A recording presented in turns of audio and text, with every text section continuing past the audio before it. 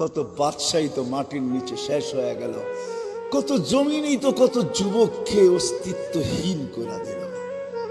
এটাই সত্য। আজল নে না ছোড়া কেসরা না দারা, মৌত আজ পর্যন্ত কাউকে ছাড়ে নাই। মৌতকে ফাঁকি দেওয়া যায়ও না, ওভারটেক করা যায়ও না। কোরআন এটাই বোঝায়, ইউদরিকাল মৌত, মৌত তোমাকে ধরবেই ধরবে। সীমারেখা আসতে দাও, থাবা আসতে দেরি হবে না। ভাগবে তো ভাগবে কোথায়? আইনাল মাফার।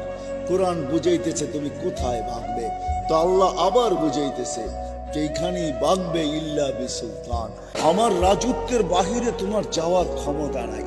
যদিও নাকি পালাও তুমি আকাশেতে লাগিয়ে সিঁড়ি, সিঁড়ি লাগায় আকাশে চলে গেলেও লাভ হবে না, কারণ আল্লাহ নিজেই বলতেছে আনা মা কুম আইনা মা কুনতুম, তোমরা যেখানে যাবে ওইখানে আমি তোমার সাথে হব।